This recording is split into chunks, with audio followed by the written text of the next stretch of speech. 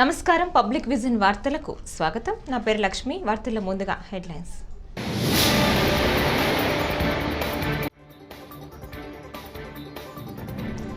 టెక్కలి ఎక్కవరంలో మేమంతా సిద్ధం బస్సు యాత్ర సభ. పేదల ప్రజల గుండె చప్పుళ్లే ఈ సిద్ధం సభలో అని అభివర్ణించిన సీఎం జగన్.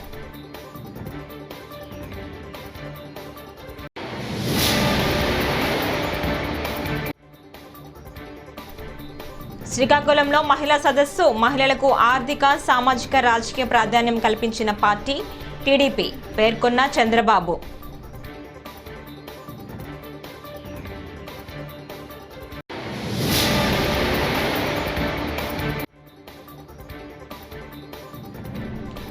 వైఎస్ గురించి నీచంగా మాట్లాడిన వాళ్ళంతా ఇప్పుడు జగన్ కేబినెట్లో ఉన్నారని విమర్శించిన వైఎస్ షర్మిల.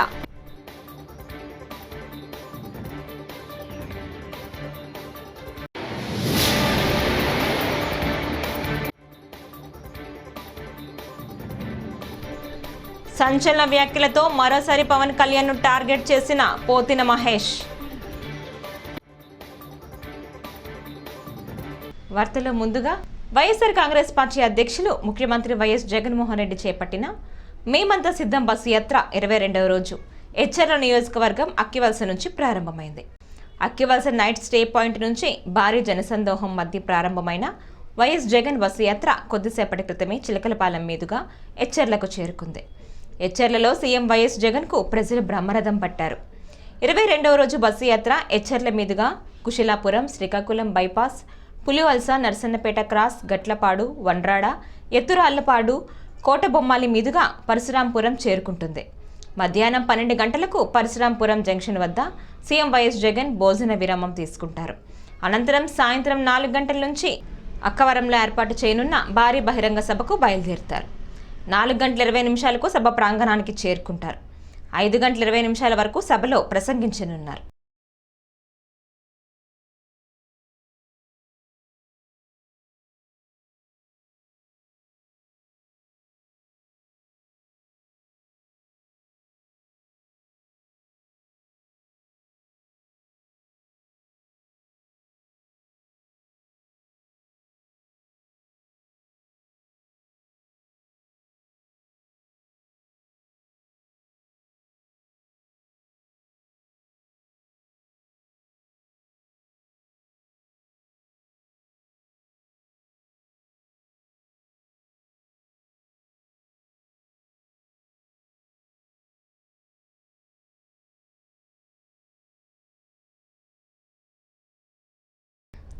తనకు ఆడబిడ్డలు లేరని, వారిని తన అక్క చెల్లెమ్మలుగా తన బిడ్డలుగా భావిస్తున్నానని టీడీపీ అధినేత చంద్రబాబు అన్నారు. తాను మహిళా పక్షపాతినని చెప్పారు. మహిళలకు ఆర్థిక, సామాజిక, రాజకీయ ప్రాధాన్యం కల్పించిన పార్టీ టీడీపీ అని పేర్కొన్నారు. డ్వాక్రా సంఘాలు పెడితే అవహేళన చేశారని పేర్కొన్నారు. బుధవారం నాడు శ్రీకాకుళంలో మహిళా సదస్సులో చంద్రబాబు ప్రసంగించారు. మహిళల కోసం తాను ఎంతో చేశానని చెప్పారు. 30 ఏళ్ల క్రితమే మహిళలను ఆర్థికంగా బలోపేతం చేయాలని ఆలోచించానని చెప్పారు.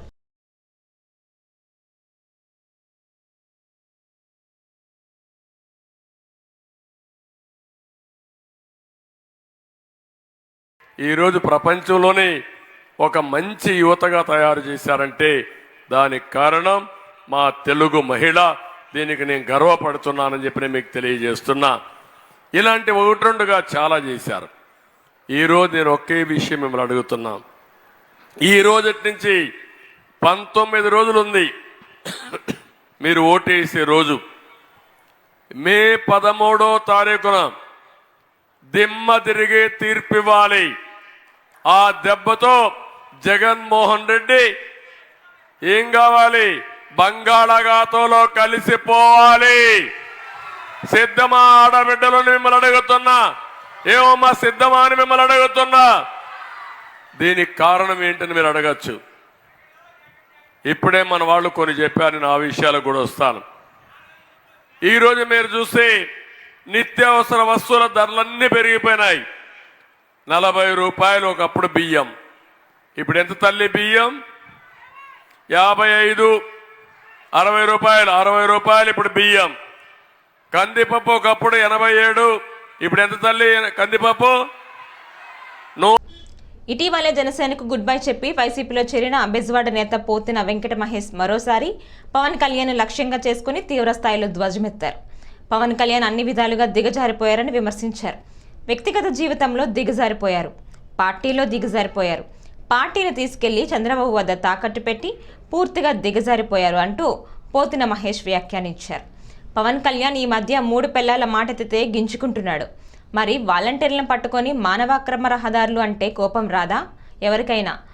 నువ్వు ఎన్నికల అఫిడవిట్లో మాయ చేసినట్లు పెళ్లిళ్ల విషయంలో, గొల్లేల విషయంలో కూడా మాయ చేస్తున్నావా లేదా అనే దానికి సమాధానం చెప్పాలి. సంసారం చేసింది ఎంతమందితో, కడుపులో చేసి వదిలిపెట్టింది ఎంతమందిని అనేది పవన్ కళ్యాణ్ అనే వ్యక్తి ఓ లిస్టు విడుదల చేస్తే ఇక నుంచి ఆ లిస్టు ప్రకారం రాష్ట్రంలో అందరూ కూడా మాట్లాడతారు. కాబట్టే అడవికి రాజు సింహం, ఈ రాష్ట్రానికి ముఖ్యమంత్రి జగన్ గారే. అందుకనే జగన్మోహన్ రెడ్డి గారిని సింహం సింగల్ గా వస్తుందనేటువంటి మాట ప్రతి ఒక్కరు కూడా మాట్లాడుతూ ఉన్నారు. కానీ కూటమి మాత్రం ప్రజల్ని ఎప్పుడు కూడా పట్టించుకోవట్లా. ఎత్తుల్ని, పొత్తుల్ని, జిత్తుల్ని నమ్ముకొని ప్రజల్ని మర్చిపోయారు. కాబట్టే కూటమిని ప్రజలు కూడా మర్చిపోబోతా ఉన్నారు. ఈ రాష్ట్రానికి రాబోయే 25 సంవత్సరాలు ముఖ్యమంత్రిగా జగన్మోహన్ రెడ్డి గారే ప్రజల ఆశీర్వాదంతో ఉండబోతా ఉన్నారనేటువంటి వాస్తవం కూటమికి తెలిసిపోయే ఇష్టం వచ్చినట్టు పిచ్చి పిచ్చి ప్రేలాపనలు పేలుతా ఉన్నారు వారందరూ కూడా. అందుకనే పిచ్చి పిచ్చి ప్రేలాపనలు పేరుతా ఉన్నారు. ఈ రాష్ట్రంలో జగన్మోహన్ రెడ్డి గారు ఒక పక్క, టీడీపీ, జనసేన, బీజేపీ రాజకీయాలు అధికారం కోసం ఎంతకైనా దిగజారే వ్యక్తి సీఎం జగన్ అని ఏపీ కాంగ్రెస్ అధ్యక్షురాలు షర్మిల విమర్శించారు. వైఎస్ రాజశేఖర్ రెడ్డి ఒక తాగుబోతు అని బొత్స సత్యనారాయణ గతంలో అన్నారని, తమ తల్లి విజయమ్మ గురించి కూడా బొత్స కించపరిచే వ్యాఖ్యలు చేశారని మండిపడ్డారు. అలాంటి వ్యక్తి ఇప్పుడు జగన్ ప్రభుత్వంలో మంత్రిగా ఉన్నారని విమర్శించారు. తమ తల్లిదండ్రుల గురించి నీచంగా మాట్లాడిన బొత్స ఇప్పుడు జగన్కు తండ్రి సమానులయ్యారా అని ఆగ్రహం వ్యక్తం చేశారు. జగన్ కేబినెట్లో ఉన్న వాళ్ళంతా గతంలో వైఎస్ను తిట్టిన వాళ్ళేనని చెప్పారు. ఇదే బొత్స గతంలో జగన్కు ఉరివేయాలన్నారని తెలిపారు. మీ సమక్షంలో అడుగుతున్నాం, బొత్స సత్యనారాయణ గారు జగన్మోహన్ రెడ్డి గారికి తండ్రి సమానులట. ఏ బొత్స సత్యనారాయణ? ఇదే బొత్స గారు అసెంబ్లీలో నిలబడి నిండు వేదిక మీద ఆన్ రికార్డు రాజశేఖర్ రెడ్డి గారిని తిట్టిపోసిన బొత్స సత్యనారాయణ గారు ఈరోజు జగన్మోహన్ రెడ్డి గారికి తండ్రి లాంటి వాడట. ఇదే బొత్స గారు రాజశేఖర్ రెడ్డి గారిని తాగుబోతు అని తిట్టారు. ఇదే బొత్స గారు జగన్మోహన్ రెడ్డి గారికి ఉరిశిక్ష వేయాలి అన్నాడు. జగన్మోహన్ రెడ్డి గారు బినామీలు అన్నారు. ఎన్ని మాటలు అన్నాడు. ఆఖరికి విజయమ్మను కూడా, విజయలక్ష్మి గారిని కూడా, రాజశేఖర రెడ్డి గారి భార్యను కూడా అవమానించిన వాడు బొత్స సత్యనారాయణ గారు. ఈరోజు అలాంటి బొత్స గారు జగన్మోహన్ రెడ్డి గారికి నానయ్యారంట, తండ్రితో సమానమయ్యారంట. అసలు ఈరోజు జగన్మోహన్ రెడ్డి గారి కేబినెట్ లో రాజశేఖర రెడ్డి గారిని అనుసరించే వాళ్ళు ఉన్నారా ఉన్నారా? ఎవరైనా? పెద్దిరెడ్డి రామచంద్రారెడ్డి తిట్టిన వాడే, ఇంకెవరు? విడుదల రజనీ తిట్టినావిడే. అందరూ ఆర్కే రోజా, ఎవరైనా సరే రాజశేఖర్ రెడ్డి గారిని తిట్టిన వాళ్ళందరికీ ఈరోజు జగన్మోహన్ రెడ్డి గారు పెద్దపీట వేశారు. వీళ్ళందరూ తండ్రులంట, ఈయనకు అక్కలంట, ఈయనకు చెల్లెళ్ళంట. మరి నిజంగా నిలబడిన వాళ్ళంతా ఏం చేశారు? జగన్మోహన్ రెడ్డి గారు నిజంగానే నిలబడిన వాళ్ళు ఆయన కోసం పాదయాత్రలు చేసిన వాళ్ళు ఏమీ గారు, ఆయన కోసం పనిచేసి గొడ్డలి వేట్లకు బలైపోయిన వాళ్ళు ఈయనకు ఏమీ గారు. ఈరోజు అందరినీ ఇలాంటి వాళ్ళను పక్కన పెట్టుకొని తిరుగుతున్నారు జగన్మోహన్ రెడ్డి గారు. వైఎస్ఆర్ సిపి అన్న పార్టీ. కాకినాడ లోక్సభ స్థానం నుంచి జనసేన ఎంపీ అభ్యర్థిగా tea time owner Tangella Uday Srinivas పోటీ చేస్తున్న సంగతి తెలిసిందే. ఇవాళ ఆయన నామినేషన్ కార్యక్రమానికి జనసేనాని పవన్ కళ్యాణ్ కూడా హాజరయ్యారు. చేబ్రోల్లోని తన నివాసం నుంచి ఈ ఉదయం కాకినాడ చేరుకున్న పవన్ కళ్యాణ్ ఉదయం శ్రీనివాస్ నామినేషన్ ర్యాలీలో పాల్గొన్నారు. భారీ జనసందోహం మధ్య ర్యాలీగా కాకినాడ మెజిస్ట్రేట్ కార్యాలయం వద్దకు చేరుకున్నారు. పవన్ రాకతో కాకినాడలో జన సైనికుల కోలాహలం మిన్నంటింది. ఉదయ్ శ్రీనివాస్ నామినేషన్ దాఖలు ప్రక్రియ పూర్తయిన అనంతరం పవన్ కళ్యాణ్ మీడియాతో మాట్లాడారు.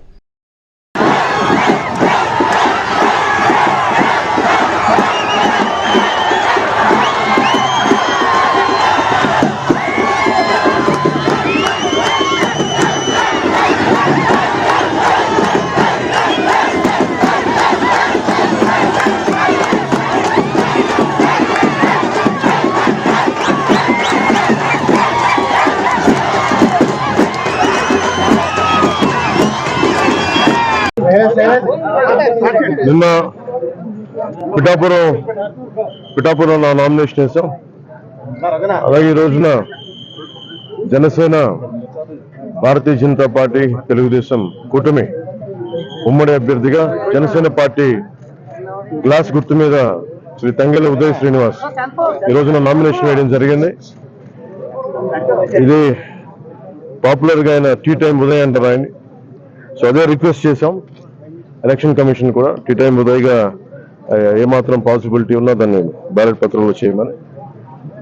రూల్ ఒక 56 పేజ్ లో ఒక రూల్ ఉంది. సో దాని ప్రకారం చేసుకోవచ్చు. అది కూడా వాళ్ళు కన్సిడర్ చేశారు. ఈ ఎన్నికలు చాలా రాష్ట్రానికి చాలా కీలకమైనవి. వచ్చే ఎన్నిక ఒక 5 సంవత్సరాల కోసం కాదు, ఒక తరం కోసం. ముఖ్యంగా ఓఎన్జీసీ ఈ యాత్ర వైఎస్ఆర్సీపీ జైత్ర యాత్రకు సంకేతమని ముఖ్యమంత్రి వైఎస్ జగన్మోహన్ రెడ్డి అన్నారు. బుధవారం సాయంత్రం శ్రీకాకుళం జిల్లా టెక్కల వద్ద నిర్వహించిన మేమంతా సిద్ధం బస్సు యాత్ర ముగింపు సభలో ఆయన ప్రసంగిస్తూ సిక్కోలు జనం సింహంలా కదిలి వచ్చారు. వైఎస్ఆర్ జిల్లా నుంచి శ్రీకాకుళం వరకు జనసముద్రాలే కనిపించాయి. శ్రీకాకుళం జిల్లాలో జనసముద్రం కనిపిస్తోంది. డబుల్ సెంచరీ కొట్టేందుకు మీరంతా సిద్ధమా అంటూ సీఎం పిలుపునిచ్చారు. జగన్కు ఓటేస్తేనే పథకాలన్నీ కొనసాగుతాయి. చంద్రబాబుకు ఓటేస్తే పథకాలన్నిటికీ ముగింపే. పేద ప్రజల గుండె చప్పుడే ఈ సిద్ధం సభ. 3 పార్టీల కూటమి మోసాలకు చెంపచెల్లుమనేలా సమాధానం చెప్పాలి. ఈ యాత్ర వైఎస్ఆర్సీపీ జైత్ర యాత్రకు సంకేతం.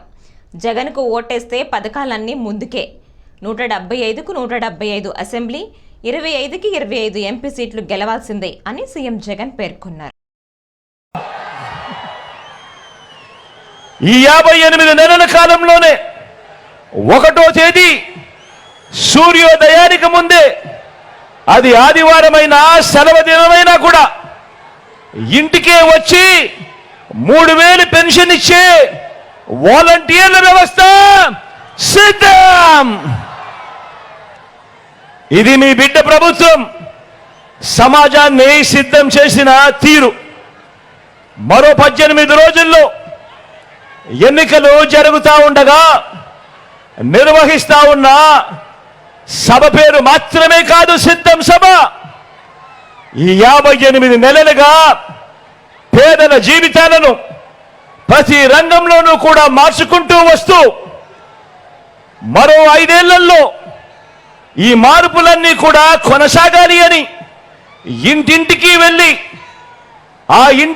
వెళ్ళి ఆ ఇంట్లో ఉన్న వాళ్ళంతా కూడా మరో 100 మందికి కూడా వివరించి చెప్పి ఆ అవసరాన్ని చెప్పే సభే, ఆ అవసరాన్ని చెప్పే అవసరమే ఈ సిద్ధం.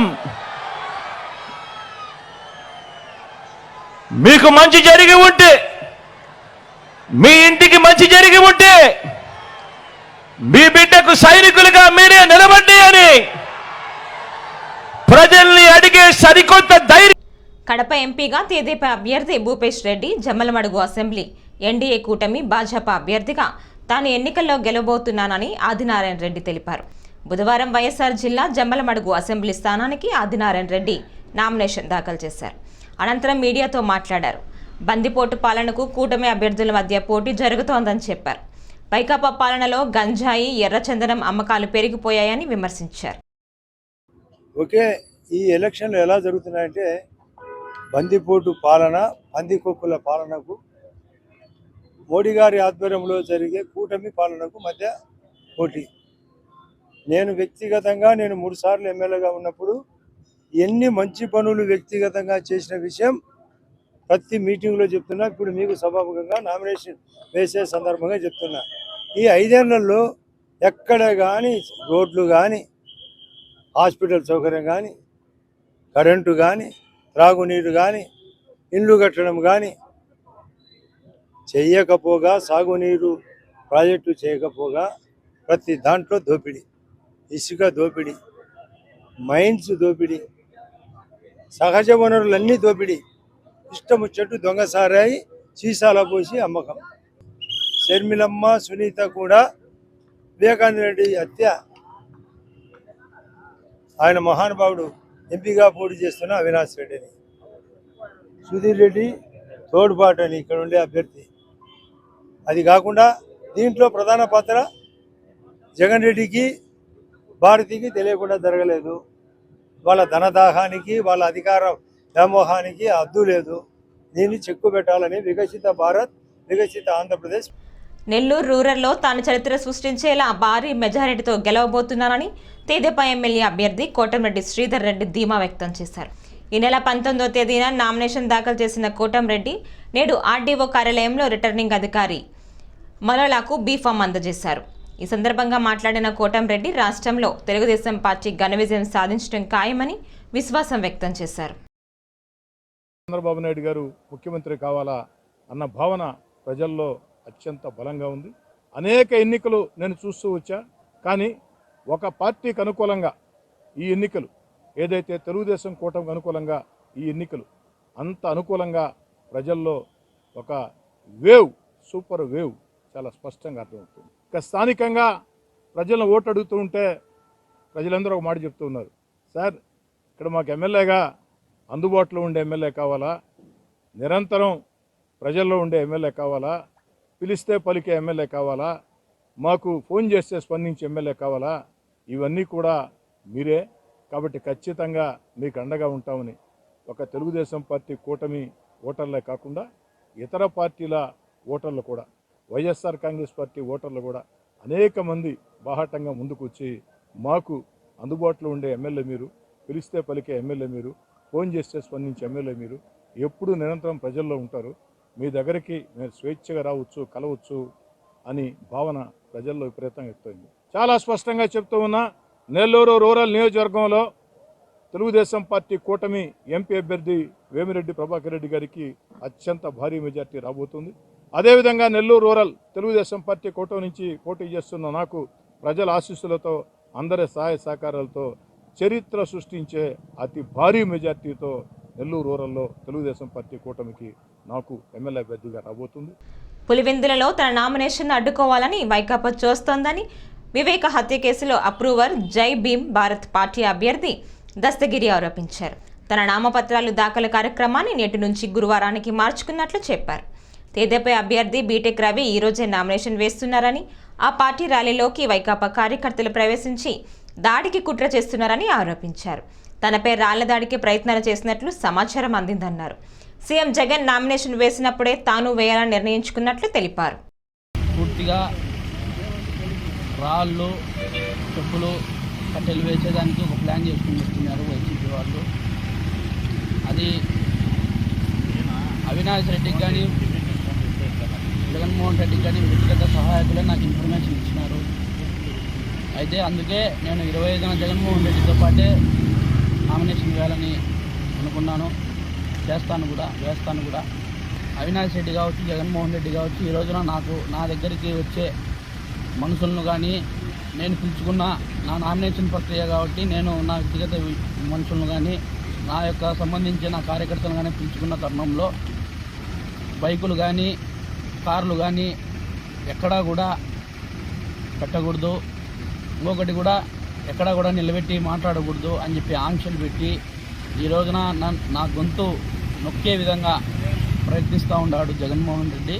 ఈ రోజున నా కార్యకర్తలను కానీ, నాకు నామినేషన్కి వచ్చే కార్యకర్తలకు కానీ, బైకులకు కానీ, కార్లకు కానీ ఎటువంటి ఇబ్బంది చేసినా కూడా మర్యాద ఇచ్చేది లేదు, ఎవరిని కేర్ చేసేది కూడా లేదు. అయితే ఈరోజు మీసం మెలేజ్ చెప్తానా, ఈరోజు నీ మీద ఖచ్చితంగా కూడా నేను గెలుస్తాననే మంచి నిర్ణయంతో, మంచి నమ్మకంతో నేను ఈ రోజున జై భీమ్రావ్ భారత్ పార్టీ తరఫున ఎమ్మెల్యేగా నిలబడినా. ఖచ్చితంగా కూడా మంచి నీకు పోటీ ఇస్తానని చెప్పి జగన్మోహన్ రెడ్డికి సవాల్ చేస్తాను. ఇంకొక విషయం కూడా ఏంటంటే, నా కార్యకర్తలను, నా దగ్గరికి వచ్చే వ్యక్తులను మీకు ఈ సచివాలయం అనే ఒక బ్యాచ్ని పెట్టుకొని వాళ్ళు పోయి దశగిరి దగ్గరికి నామినేషన్కి ఎవరెవరు పోతారని చెప్పి కనుక్కొని వాళ్ళ దగ్గరికి పోయి వాళ్ళతో ఉండి తెదేపా అభ్యర్థి ఎంపీ కనుమూరి రఘురామకృష్ణరాజు మంగళవారం ఉండి నియోజకవర్గం కోడేరు మండలం కొండేపూడిలో ఎన్నికల ప్రచారం ప్రారంభించారు. స్థానిక రామాలయంలో ఆయన సతీమణి రమాదేవి కుమారుడు భరత్తో కలిసి పూజలు నిర్వహించారు. చంద్రబాబుతోనే రాష్ట్రంలో సంక్షేమ పరిపాలన సాధ్యమని చెప్పారు. కూటమి అభ్యర్థులను గెలిపించాలని కోరారు. చంద్రబాబు నాయుడు గారి విజయం, మళ్ళీ నాకు రాజకీయాలు వద్దురా బాబు అని చెప్పి పులివెందుల పులిగా చెప్పుకునే పారిపోయేలాగా ఉండాలి అని చెప్పుకుంటూ, ఎందుకంటే మనం చూస్తున్నాం ఇంకా ఎలక్షన్లు వచ్చిన తర్వాత కూడా ఎవరైనా అభివృద్ధి గురించి మాట్లాడతారు. ఇంకా పవన్ కళ్యాణ్ గారు వ్యక్తిగత జీవితం, పవన్ కళ్యాణ్ గారు పిల్లలను సంబోధించడం, ఆయన కూడా నిన్న చాలా సీరియస్గా రియాక్ట్ అవ్వడం జరిగింది. సో ఇటువంటి వాగుడు తగ్గించుకొని మరి ఏదైనా చేసిందంటే చెప్పాలి. మద్యపాన నిషేధం చేయకపోతే ఓటే అడగను అని చెప్పి అన్నాడు కదా, మరి దాని గురించి మహిళలు ప్రశ్నించాలి. మహిళలు సరే, ఇప్పటికే మన గోదావరి జిల్లాలో అసలు జనం లేరు, ఏగలు తోలుకుంటున్నారు. సో పరదాలు కట్టుకుని మళ్ళీ తిరుగుతున్నారు. మొన్న మనం చూసాం, హాస్పిటల్ నుంచి అతను బయటకు వచ్చాడు, ఏదో చిన్న గీరుకుందని. వచ్చినప్పుడు చిన్న ట్రాన్స్పరెంట్ పట్టీతో వచ్చాడు. ఇంతింత వటుడింత అన్నట్టు వామనుడు పెద్దగా ఎదిగినట్టు ఆ పట్టి రెండో రోజుకి ఎంత అయింది, టూర్కి వచ్చేటప్పటికి ఎంత అయింది. రేపు 10-11 తారీఖులకి తలకి పెద్ద. తెలంగాణ మాజీ సీఎం కేసీఆర్ ఏపీలో మళ్లీ సీఎం జగన్ అధికారంలోకి వస్తారని చెప్పడంపై టీడీపీ మాజీ ఎమ్మెల్యే బోండా ఉమా స్పందించారు. బుధవారం విజయవాడలో ఆయన మీడియాతో మాట్లాడారు. కేసీఆర్కే దిక్కు లేకుండా ఫామ్ హౌస్లో పడుకున్నారని, పక్కనే జగన్కి కూడా రూమ్ ఏర్పాటు చేయాలని ఎద్దేవా చేశారు.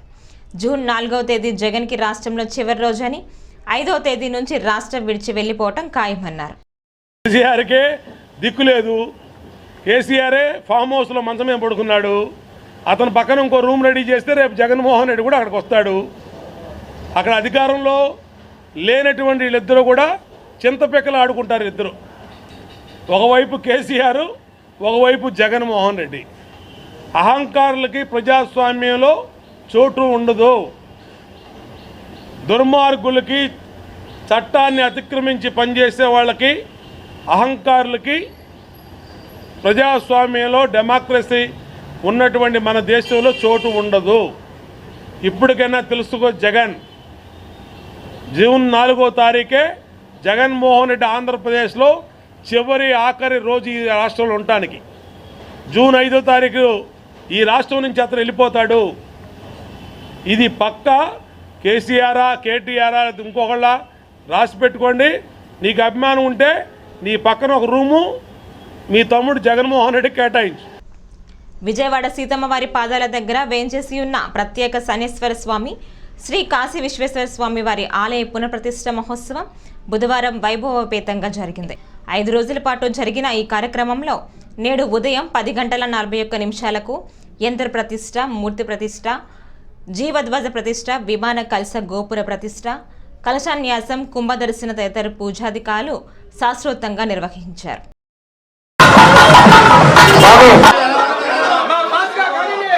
నీలాంజన సమాభాసం రవిపుత్రం జమాకృతం ఛాయామార్తాండ సంభూతం తం నమామి శనైశ్చరం.